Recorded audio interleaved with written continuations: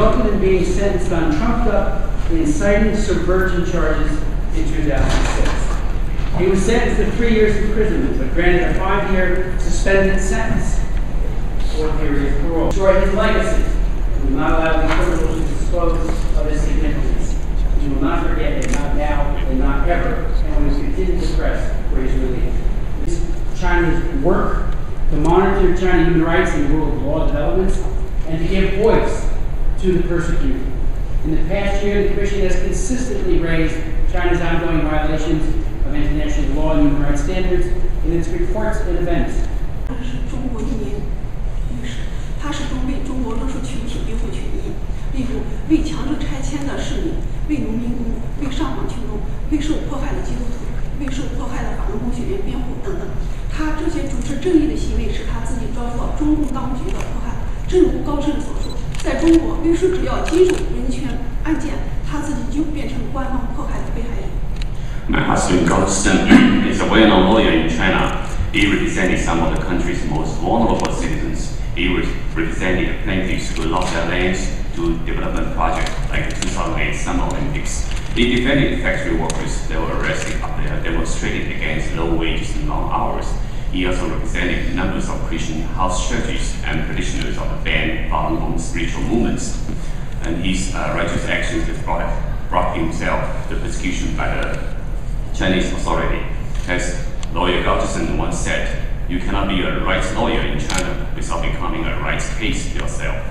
2005年11月，他拒绝官方要求他放弃那些敏感案件，政府强行关闭了他的律师事务所，并吊销他律师执照。2006年8月，警方突然绑架了他，并以我和孩子做人质，强迫他认罪。最后，中共当局以煽动国家安全罪给高盛定有罪，并判3年缓5年。在缓刑执行的5年当中，他领有6次以上的枪支绑架失踪，家人也受到了难以想象的非人折磨。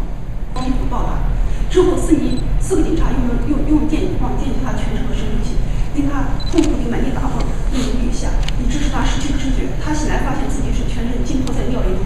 原来这些警察在他昏迷的时候往他身上撒的尿。直到第2天早上，他们又用5支香烟去在这之前，我希望能再见奥巴马几百人，但他没有做任何让我的事。This morning, Vice President Xi Jinping was meeting with President Obama and Vice President Biden. And before their meeting, I actually requested to meet with them, but I didn't get any reply. I was very disappointed. 方面事情，其中美国最高层对我的心事，使我的心事能够早日获得自由，与家人团聚。感谢你今天给我一个讲话的机会，我很高兴参加大家的自由议题。I'm so grateful that the United States has provided protection to my family from the Chinese government. And I also need to ask that all of you, including President Obama and Vice President Biden and Secretary Hillary, to continue to call on the government of China to respect human rights for all its citizens. And actually, I'd like to request a meeting with them to, tell them the story face to face. I ask you to continue to report on this case so that the truth of extremism at the hand of Chinese government will be known to the world. And I hope and pray that with your help, my husband will regain his freedom and my family can be together once again. Thank you for giving me this opportunity to speak here today. I welcome any questions you may have.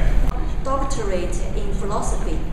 He started to publicly advocate for great democracy and human rights in 2007.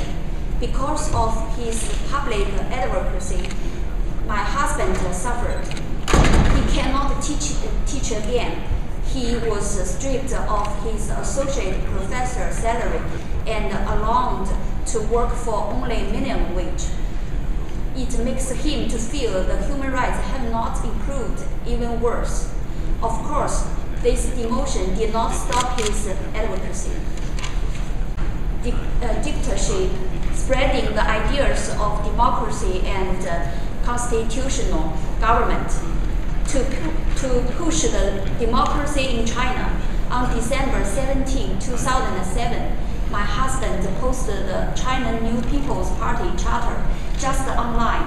And just days before the probationary period was to end, Chinese state media announced last December that Mr. Gao would now serve his 3-year prison sentence. The government claimed that Mr. Gao violated his probation, and he was therefore taken to Shaya County Prison in remote Xinjiang Autonomous Region. Prison authorities turned Mr. Gao's family away after they traveled some 22 hours by train to see him, incredulously claiming that Mr. Gao didn't want to see his family and that he could not receive visitors during a 3-month, quote, educational period. No independent party has been able to confirm Mr. Gao is alive or actually at that prison. The government's imprisonment of Mr. Gao, if in fact he is at the Shaya County Prison, is illegal for 3 reasons. First, Mr. Gao has already spent more than 3 years in government custody since his arrest in 2006 on subversion charges. Quite simply, he has already served his full sentence. Second, the charges against Mr. Gao for inciting subversion arise out of his written and spoken criticism of freedom of expression is a flagrant violation of China's international obligations and its own constitution.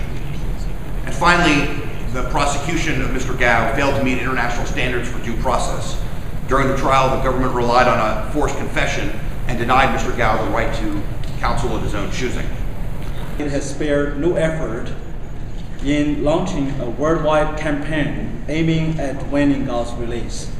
Over the past 5 years, we have expended huge manpower and financial resources in ceaselessly mobilizing effort in this regard. As a very small NGO, we are limited in what we can do. But we know that our efforts have some value in the same way that those faint voices against the slavery before the American Civil War eventually led to the full awakening of the forces of justice.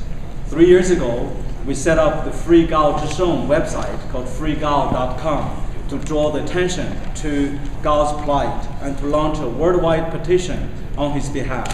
And so far, we have collected over 150,000 real name signatures from 196 countries. And we printed out some signatures today, and we want to give to CECC as a record.